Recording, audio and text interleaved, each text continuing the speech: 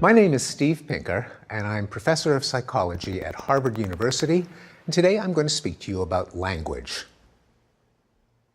I'm actually not a linguist, but a cognitive scientist. I'm not so much interested as language as an object in its own right, but as a window into the human mind. Language is one of the fundamental topics in the human sciences. It's the trait that most conspicuously distinguishes humans from other species. It's essential to human cooperation. We accomplish amazing things by sharing our knowledge or coordinating our action by means of words. It poses profound scientific mysteries, such as how did language evolve in this particular species? How does the brain compute language? But also, language has many practical applications, not surprisingly given how central it is to human life. Language comes so naturally to us that we're apt to forget what a strange and miraculous gift it is. But think about what you're going to be doing for the next hour. You're going to be listening patiently as a guy makes noise while he exhales.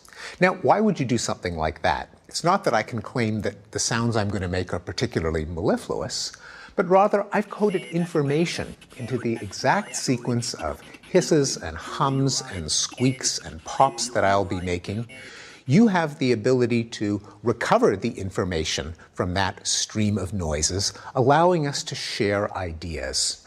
Now, the ideas that we're going to share are about this talent, language, but with a slightly different sequence of hisses and squeaks. I could cause you to be thinking thoughts about a vast array of topics, anything from the latest developments in your favorite reality show to theories of the origin of the universe.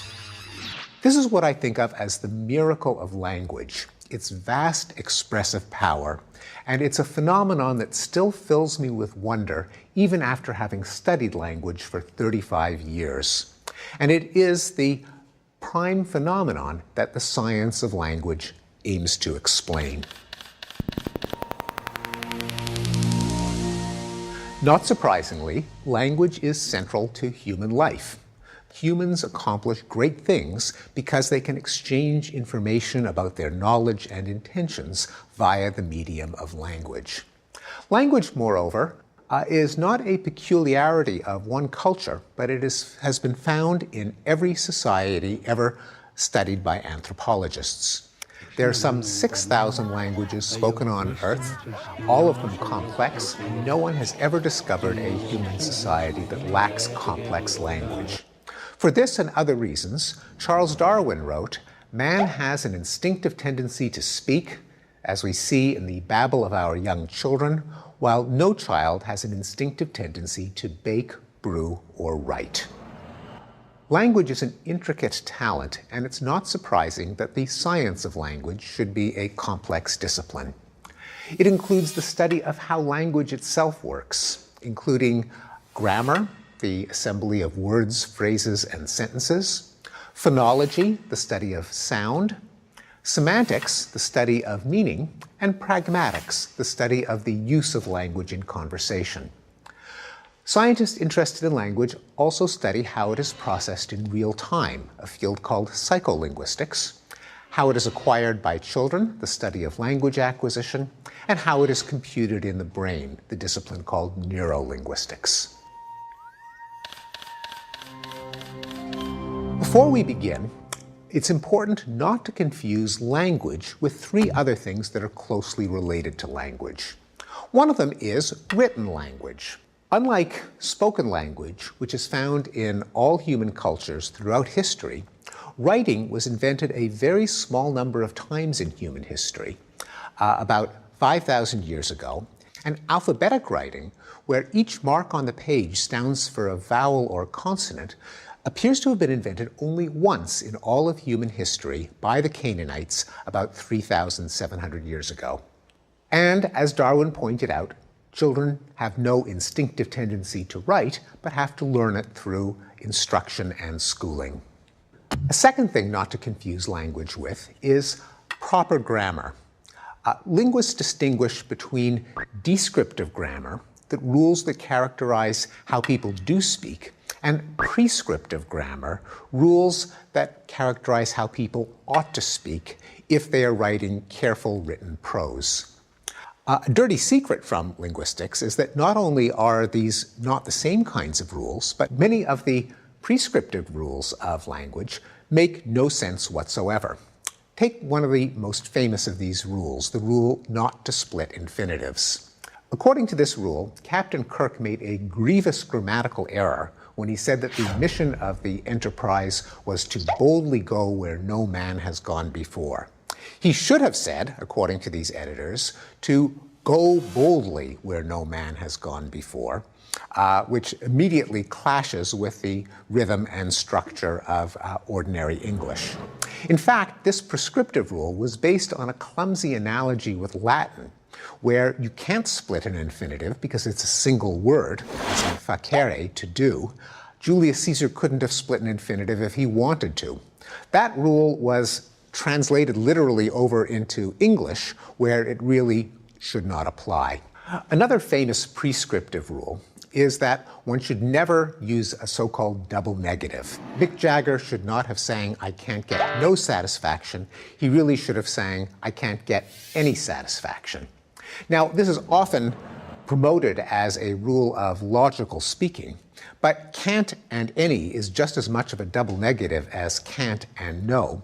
The only reason that can't get any satisfaction is deemed correct and can't get no satisfaction is deemed ungrammatical is that the dialect of English spoken in the south of England in the 17th century used can't any rather than can't no. If the capital of England had been in the north of the country instead of the south of the country, then can't get no would have been correct and can't get any would have been deemed incorrect. There's nothing special about a language that happens to be chosen as the standard for a given country. In fact, if you compare the rules of languages and so-called dialects, each one is complex in different ways. Take, for example, African American Vernacular English, also called Black English or Ebonics. There is a construction in African American English where you can say he be workin', which is not an error or a bastardization or a corruption of standard English, but in fact conveys a subtle distinction, one that's different from simply he workin'. He be workin' means that he is employed, he has a job. He workin' means that he happens to be working at the moment that you and I are speaking. Now, this is a tense difference that can be made in African American English that is not made in Standard English, one of many examples in which the dialects have their own set of rules that is just as sophisticated and complex as the one in the standard language.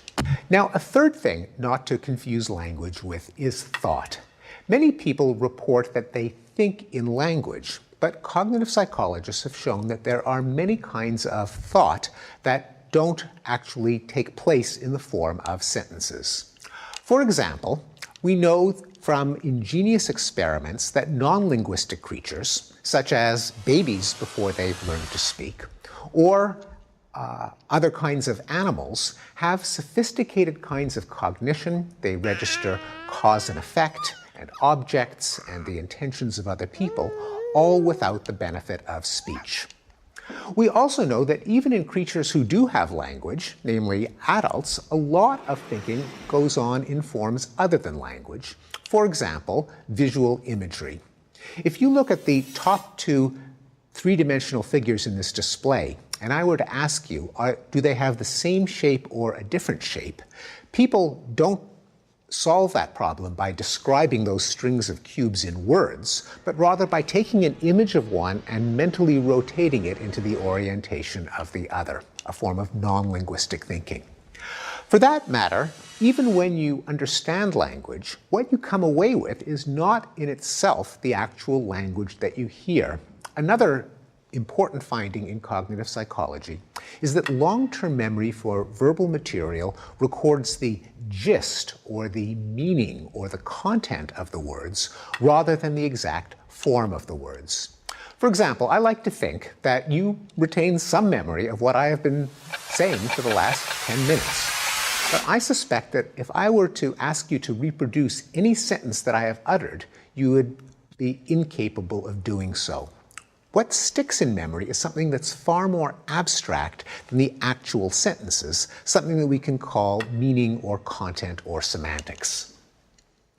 In fact, when it even comes to understanding a sentence, the actual words are the tip of a vast iceberg of very rapid, unconscious, non-linguistic processing that's necessary even to make sense of the language itself. And I'll illustrate this with a classic bit of poetry, the lines from the shampoo bottle. Wet hair, lather, rinse, repeat. Now, in understanding that very simple snatch of language, you have to know, for example, that when you repeat, you don't wet your hair a second time, because it's already wet. And when you get to the end of it and you see repeat, you don't keep repeating over and over in an infinite loop. Repeat here means repeat just once.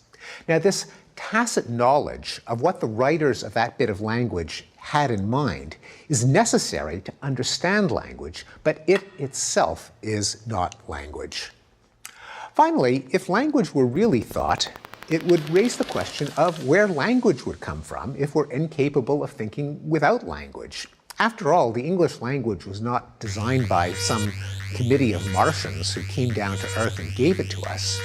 Rather, language is a grassroots phenomenon. It's the original wiki, which aggregates the contributions of hundreds of thousands of people who invent jargon and slang and new constructions. Some of them get accumulated into the language as people seek out new ways of expressing their thoughts, and that's how we get a language in the first place. Now, this is not to deny that language can affect thought, and linguistics has long been interested in what is sometimes called the linguistic relativity hypothesis or the Sapir-Whorf hypothesis, named after two linguists who first formulated it, namely that language can affect thought. There's a lot of controversy over the status of the linguistic relativity hypothesis, but no one believes that language is the same thing as thought and that all of our mental life consists of reciting sentences. Now that we have set aside what language is not, let's turn to what language is, beginning with the question of how language works. In a nutshell, you can divide language into three topics. There are the words that are the basic components of sentences that are stored in a part of long-term memory that we can call the mental lexicon or the mental dictionary. There are rules, the recipes or algorithms that we use to assemble bits of language into more complex stretches of language, including syntax, the rules that allow us to assemble words into phrases and sentences, morphology, the rules that allow us to assemble bits of words like prefixes and suffixes into complex words, phonology, the rules that allow us to combine vowels and consonants into the smallest words. And then all of this knowledge of language has to connect to the world through interfaces that allow us to understand language coming from others and to produce language so that others can understand us, the language interfaces. Let's start with words. The basic principle of the word was identified by the Swiss linguist Ferdinand de Saussure more than 100 years ago when he called attention to the arbitrariness of the sign. Take, for example, the word duck. The word duck doesn't look like a duck or walk like a duck or quack like a duck, but I can use it to get you to think the thought of a duck because all of us at some point in our lives have memorized that brute force association between that sound and that meaning, which means that it has to be stored in memory in some format, in a very simplified form. An entry in the mental lexicon might look something like this. There is a symbol for the word itself. There is some kind of specification of its sound, and there's some kind of specification of its meaning. Now, one of the remarkable facts about the mental lexicon is how capacious it is. Using dictionary sampling techniques, where you say take the top left-hand word on every 20th page of a dictionary Give it to people in a multiple choice test, correct for guessing, and multiply by the size of the dictionary, you can estimate that a typical high school graduate has a vocabulary of around 60,000 words, which works out to a rate of learning of about one new word every 2 hours starting from the age of 1. When you think that every one of these words is as arbitrary as a telephone number or a date in history, you're reminded about the remarkable capacity of human long-term memory to store the meanings and sounds of words. But of course, we don't just blurt out individual words, we combine them into phrases and sentences, and that brings up the second major component of language, namely grammar.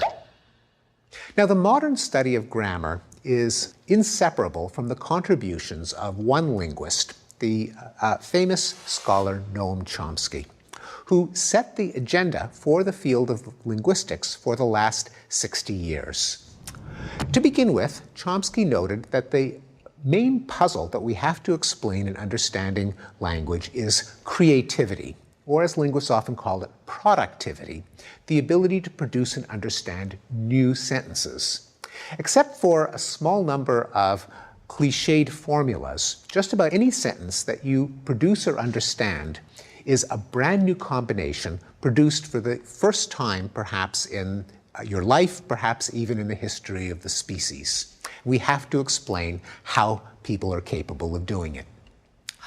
It shows that when we know a language, we haven't just memorized a very long list of sentences, but rather have internalized a grammar or algorithm or recipe for combining elements into brand new assemblies. For that reason, Chomsky has insisted that linguistics is really properly a branch of psychology and is a window into the human mind. A second insight is that languages have a syntax which can't be identified with their meaning. Now, the only quotation that I know of a linguist that has actually made it into Bartlett's familiar quotations is the following sentence from Chomsky from 1956, "Colorless green ideas sleep furiously." Well, what's the point of that sentence? The point is that it is very close to meaningless. On the other hand, any English speaker can instantly recognize that it conforms to the patterns of English syntax. Compare, for example, "furiously sleep ideas green colorless," which is also meaningless, but we perceive as word salad. A third insight is that syntax doesn't consist of a string of word-by-word associations, as in stimulus-response theories in psychology, where producing a word is a response which you then hear and becomes a stimulus to producing the next word, and so on. Again, the sentence "colorless green ideas sleep furiously" can help make this point. Because if you look at the word-by-word transition probabilities in that sentence, for example, colorless and then green, how often have you heard colorless and green in succession? Probably 0 times. Green and ideas, those two words never occur together. Ideas and sleep, sleep and furiously. Every one of the transition probabilities is very close to 0. Nonetheless, the sentence as a whole can be perceived as a well-formed English sentence. Language in general has long-distance dependencies. The word in one position in a sentence can dictate the choice of a word several positions downstream. For example, if you begin a sentence with either, somewhere down the line there has to be an or.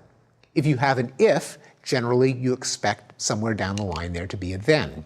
There's a story about a child who says to his father, "Daddy, what did you bring that book that I don't want to be read to out of up for?" Where you have a set of nested or embedded long-distance dependencies. Indeed, one of the applications of linguistics to the study of good prose style is that sentences can be rendered difficult to understand if they have too many long-distance dependencies, because that can put a strain on the short-term memory of the reader or listener while trying to understand them. Rather than a set of word-by-word associations, sentences are assembled in a hierarchical structure that looks like an upside-down tree. Let me give you an example of how that works in the case of English. One of the basic rules of English is that a sentence consists of a noun phrase, the subject, followed by a verb phrase, the predicate. A second rule, in turn, expands the verb phrase. A verb phrase consists of a verb, followed by a noun phrase, the object, followed by a sentence, the complement, as I told him that it was sunny outside.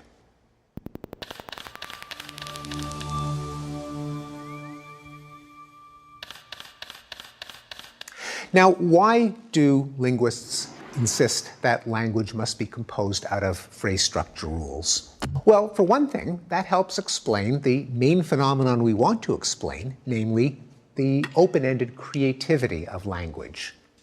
It allows us to express unfamiliar meanings.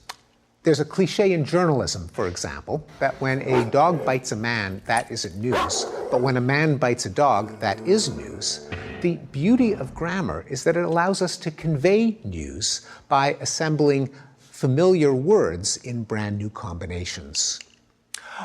Also, because of the way phrase structure rules work, they produce a vast number of possible combinations. Moreover, the number of different thoughts that we can express through the combinatorial power of grammar is not just humongous, but in a technical sense, it's infinite. Now, of course, no one lives an infinite number of years and therefore can show off their ability to understand an infinite number of sentences, but you can make the point in the same way that a mathematician can say that someone who understands the rules of arithmetic knows that there are an infinite number of numbers. Namely, if anyone ever claimed to have found the longest one, you can always come up with one that's even bigger by adding a 1 to it. And you can do the same thing with language. Let me illustrate it in the following way. As a matter of fact, there has been a claim that there is a world's longest sentence. Who would make such a claim? Well, who else? The Guinness Book of World Records. You could look it up. There's an entry for the world's longest sentence. It is 1,300 words long, and it comes from a novel by William Faulkner. Now, I won't read all 1,300 words, but I'll just tell you how it begins. They both bore it as though in deliberate, flagellant exaltation, and it runs on from there. But I'm here to tell you that, in fact, this is not the world's longest sentence. And I've been tempted to attain immortality in Guinness by submitting the following record breaker. Faulkner wrote, they both bore it as though in deliberate, flagellant exaltation. But sadly, this would not be immortality after all, but only the proverbial 15 minutes of fame, because based on what you now know, you could submit a record breaker for the record breaker, namely, Guinness noted that Faulkner wrote, or Pinker mentioned that Guinness noted that Faulkner wrote, or who cares that Pinker mentioned that Guinness noted that Faulkner wrote, ... This is best illustrated in ambiguous sentences, sentences where the same string of words can be grouped into phrases in different ways, each of which has a different meaning. Take, for example, the following wonderfully ambiguous sentence that appeared in TV Guide. On tonight's program, Conan will discuss sex with Dr. Ruth. Now, this has a perfectly innocent meaning in which the verb discuss involves two things, namely the topic of discussion, sex, and the person with whom it's being discussed, in this case with Dr. Ruth, but it has a somewhat naughtier meaning if you rearrange the words into phrases according to a different structure, in which case sex with Dr. Ruth is the topic of conversation, and that's what's being discussed. Now, phrase structure not only can account for our ability to produce so many sentences, but it's also necessary for us to understand what they mean. The geometry of branches in a phrase structure is essential to figuring out who did what to whom. Another important contribution of Chomsky to the science of language is the focus on language acquisition by children. Now, children can't memorize sentences because knowledge of language isn't just one long list of memorized sentences, but somehow they must distill out or abstract out the rules that go into assembling sentences based on what they hear coming out of their parents' mouths when they were little. And the talent of using rules to produce new combinations is in evidence from the moment that kids begin to speak. At the two-word stage, which you typically see in children who are 18 months or a bit older, kids are producing the smallest sentences that deserve to be counted as sentences, namely 2 words long, but already it's clear that they're putting them together using rules in their own mind. To take an example, a child might say, "more outside," meaning take him outside or let him stay outside. Now, adults don't say "more outside," so it's not a phrase that the child could simply have memorized by rote, but it shows that already children are using these rules to put together new combinations. Another example, a child having jam washed from his fingers said to his mother, "all gone sticky." Again, not a phrase that you could ever have copied from a parent, but one that shows the child producing new combinations. An easy way of showing that children assimilate rules of grammar unconsciously from the moment they begin to speak is the use of the past tense rule. For example, children go through a long stage in which they make errors like "we holded the baby rabbits," or "he teared the paper and then he sticked it." Cases in which they overgeneralize the regular rule of forming the past tense, add ed, to irregular verbs like hold, stick, or tear. It's easy to get children to flaunt this ability to apply rules productively in a laboratory demonstration called the WUG test. You bring a kid into a lab, you show him a picture of a little bird, and you say, "this is a WUG." Then you show him another picture, you say, "well, now there are 2 of them." There are 2, and children will fill in the gap by saying WUGs. Again, a form they could not have memorized because it's invented for the experiment, but it shows that they have productive mastery of the regular plural rule in English. And famously, Chomsky claimed that children solve the problem of language acquisition by having the general design of language already wired into them in the form of a universal grammar, a spec sheet for what the rules of any language have to look like. What is the evidence that children are born with a universal grammar? Well, surprisingly, Chomsky didn't propose this by actually studying kids in the lab or kids in the home, but through a more abstract argument called the poverty of the input. Namely, if you look at what goes into the ears of a child and look at the talent that they end up with as adults, there is a big chasm between them that can only be filled in by assuming that the child has a lot of knowledge of the way language works already built in. Here's how the argument works. One of the things that children have to learn when they learn English is how to form a question.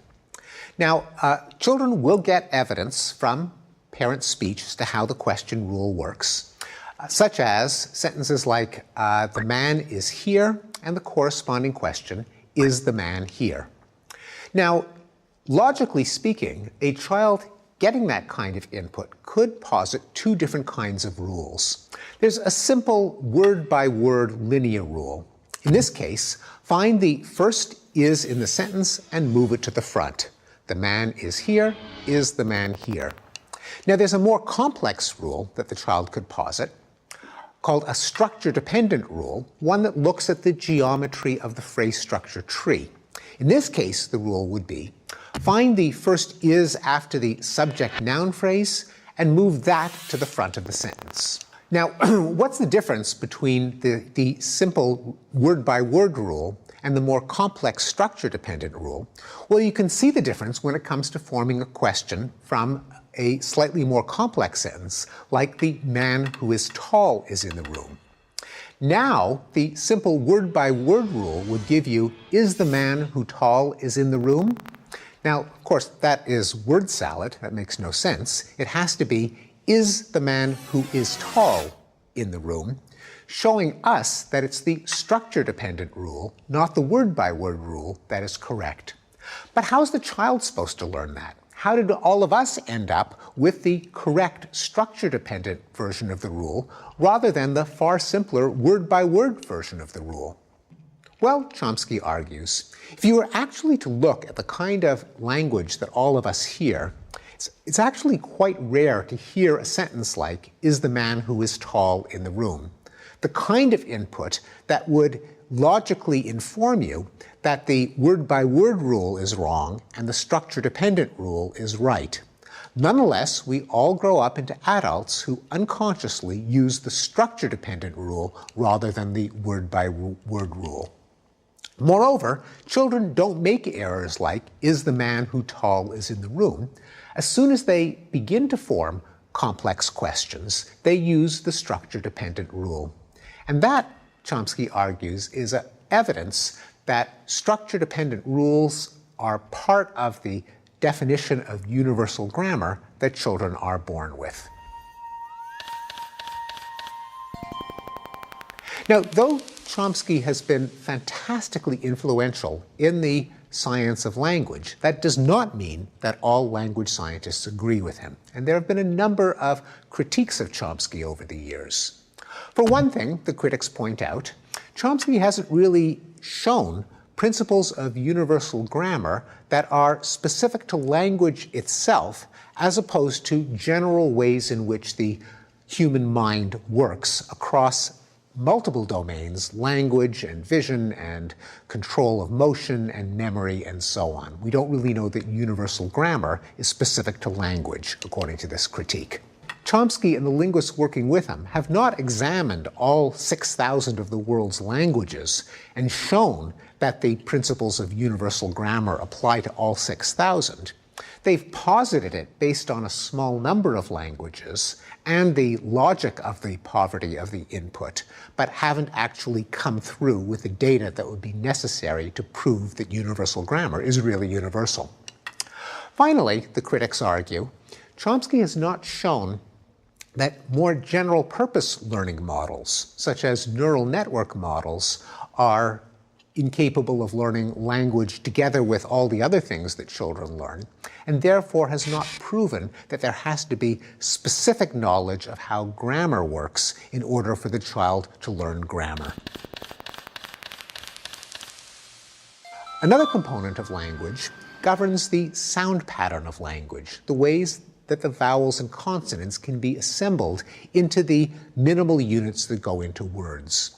Phonology, as this branch of linguistics is called, consists of formation rules that capture what is a possible word in a language according to the way it sounds. To give you an example, the sequence "bluck" is not an English word, but you get a sense that it could be an English word, that someone could coin a new term of English that would be pronounced "bluck." But when you hear the sound "krechts," you instantly know that that not only isn't an English word, but it really couldn't be an English word. Krechts, by the way, comes from Yiddish. It means kind of to sigh or to moan. Oy, that's to krechts. The reason that we recognize that it's not English is because it has sounds like ch and sequences like ch, ts, which aren't part of the formation rules of English phonology. But together with the rules that define the basic words of a language, there are also phonological rules that make adjustments to the sounds depending on what other words the word appears with. Very few of us realize, for example, in English, that the past tense suffix ed is actually pronounced in 3 different ways. When we say he walked, we pronounce the ed like a t, walked. When we say jogged, we pronounce it as a d, jogged.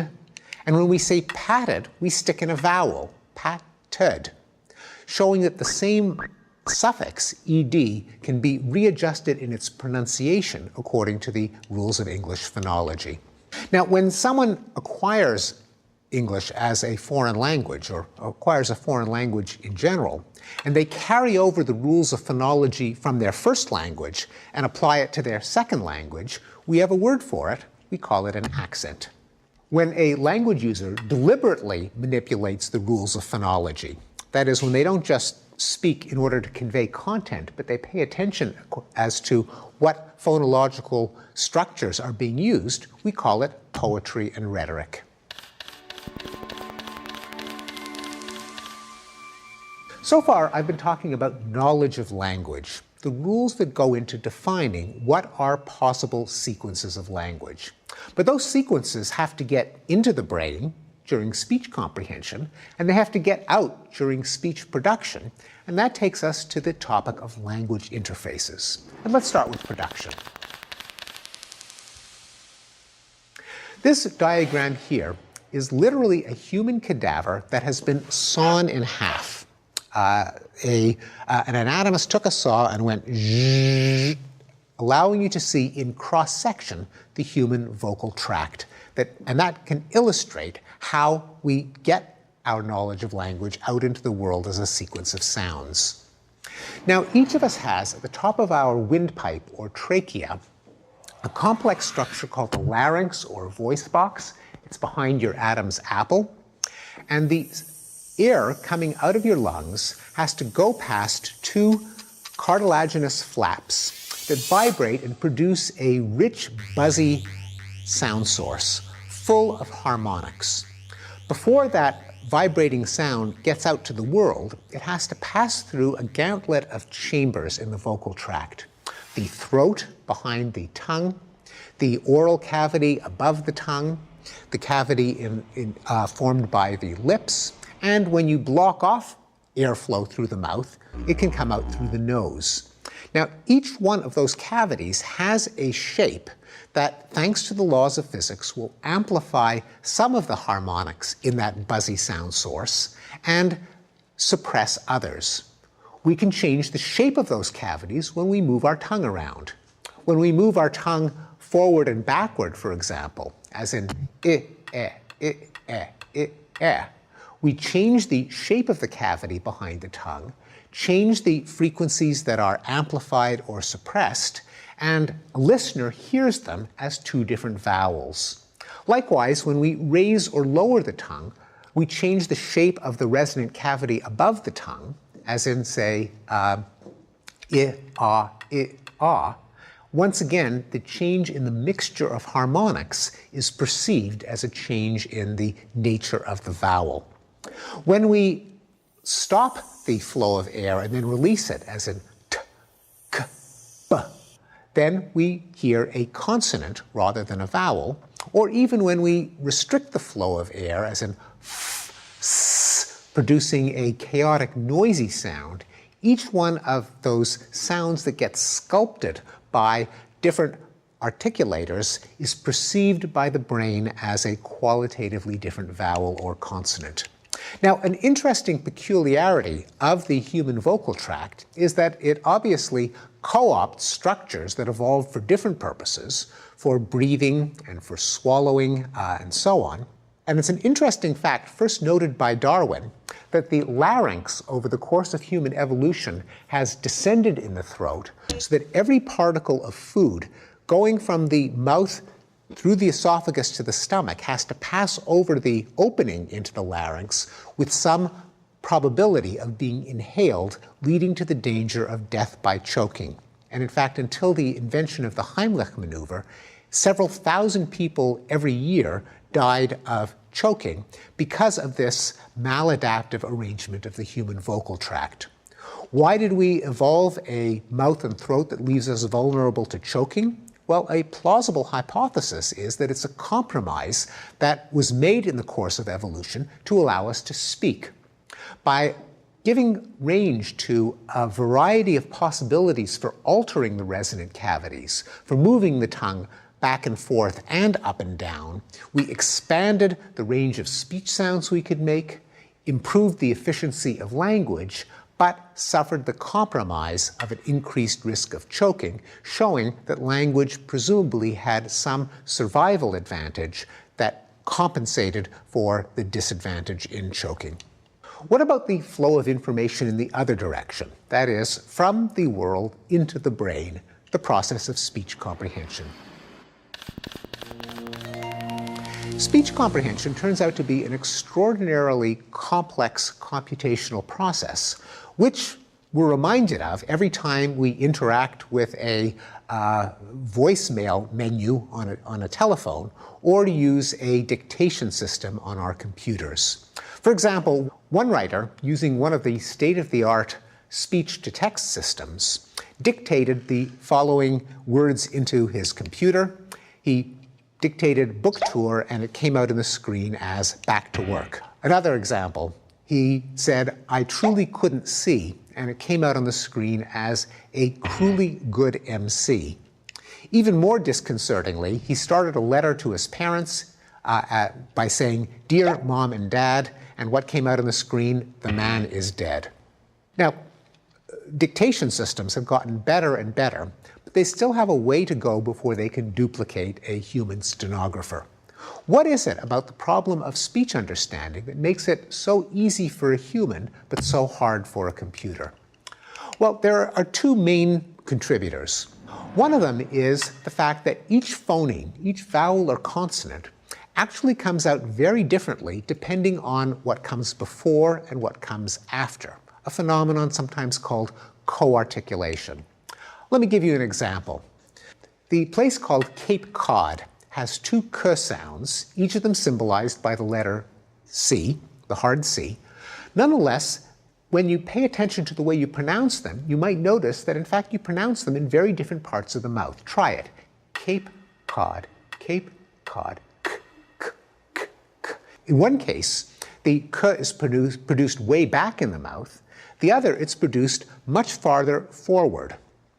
We don't notice that we pronounce k in two different ways depending on whether it comes before an a or an ah, but that difference forms a difference in the shape of the resonant cavity in our mouth, which produces a very different waveform.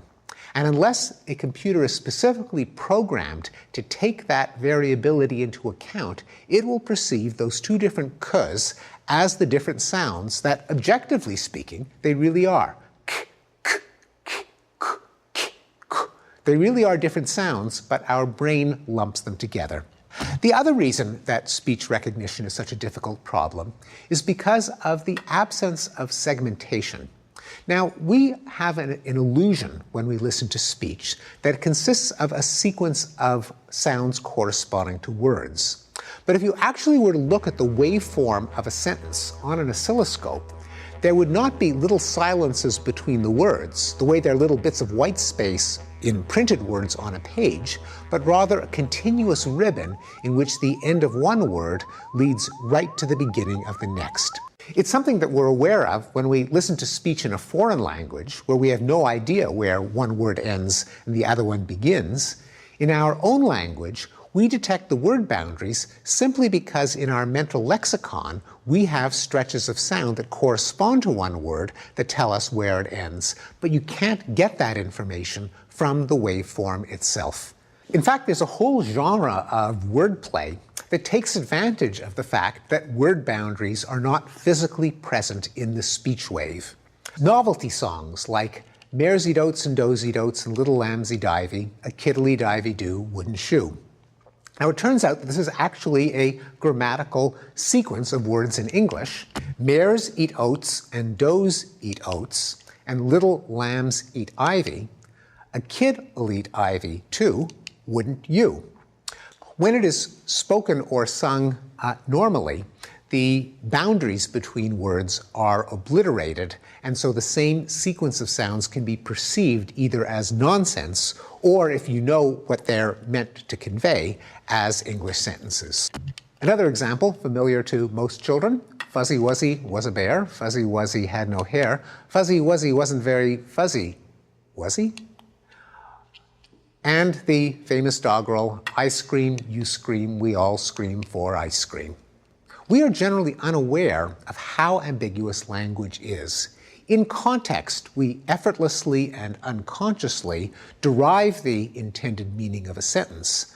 But a poor computer, not equipped with all of our common sense and human abilities, and just going by the words and the rules, is often flabbergasted by all the different possibilities. Take a sentence as simple as Mary had a little lamb. You might think that that's a perfectly simple, unambiguous sentence. But now imagine that it was continued with mint sauce. You realize that have is actually a highly ambiguous word. As a result, computer translations can often deliver comically incorrect results. According to legend, one of the first computer systems that was designed to translate from English to Russian and back again did the following. Given the sentence, "The spirit is willing, but the flesh is weak," it translated it back as, "The vodka is agreeable, but the meat is rotten." So why do people understand language so much better than computers? What is the knowledge that we have that has been so hard to program into our machines? Well, there's a third interface between language and the rest of the mind, and that is the subject matter of the branch of linguistics called pragmatics, namely how people understand language in context, using their knowledge of the world and their expectation about how other speakers communicate. The most important principle of pragmatics is called the cooperative principle, namely assume that your conversational partner is working with you to try to get a meaning across truthfully and clearly. Our knowledge of pragmatics, like our knowledge of syntax and phonology and so on, is deployed effortlessly but involves many intricate computations. For example, if I were to say, "If you could pass the guacamole, that would be awesome," you understand that as a polite request, meaning, "Give me the guacamole." You don't interpret it literally as a rumination about a hypothetical state of affairs. You just assume that the person wanted something and was using that string of words to convey the request politely. Often, comedies will use the absence of pragmatics in robots as a source of humor. As in the old Get Smart situation comedy, which had a robot named Jaime, and a recurring joke in the series would be that Maxwell Smart would say to Jaime, "Jaime, can you give me a hand?" And Jaime will then go remove his hand and pass it over to Maxwell Smart, not understanding that "give me a hand" in context means help me rather than literally transfer the hand over to me. Or take the following example of pragmatics in action. Consider the following dialogue. Marcia says, "I'm leaving you." John says, "Who is he?" Now, understanding language requires finding the antecedents to pronouns, in this case, who the he refers to, and any competent English speaker knows exactly who the he is, presumably John's romantic rival, even though it was never stated explicitly in any part of the dialogue. This shows how we bring to bear on language understanding a vast store of knowledge about human behavior, human interactions, human relationships, and we often have to use that background knowledge even to solve mechanical problems like who does a pronoun like he refer to. It's that knowledge that's extraordinarily difficult, to say the least, to program into a computer.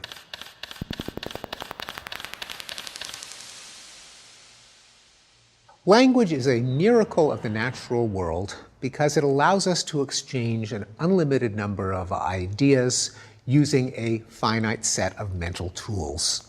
Those mental tools comprise a large lexicon of memorized words and a powerful mental grammar that can combine them.